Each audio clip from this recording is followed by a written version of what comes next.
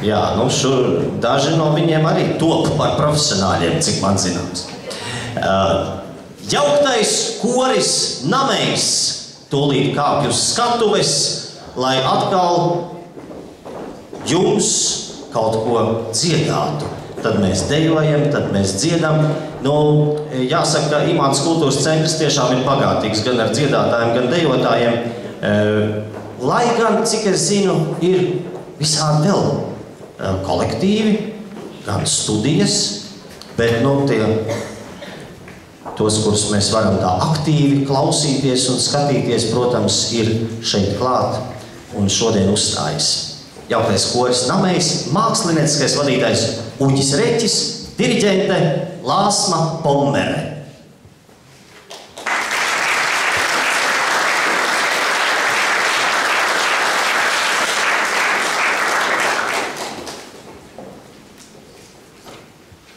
Tā kā pamazām tuvojās, faktiski iestājies tumšais veļu laiks, un drīz cilvēki sāks ņemties ar maskām. Nu, ārzemēs jau šodien jau sākās jau, bet latvieši bišķi vēlāk. Mēs arī dažas latviešu tautas dziesmas šādu tēmu.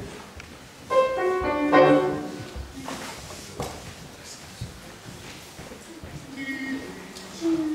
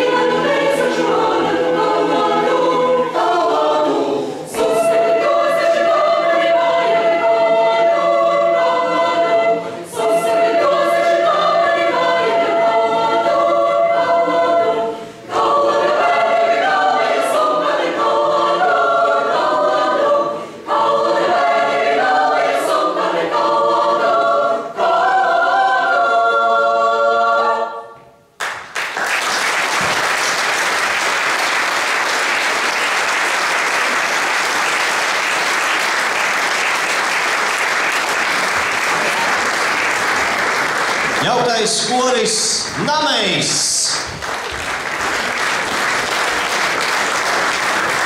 Te nu gan ir jāsaka,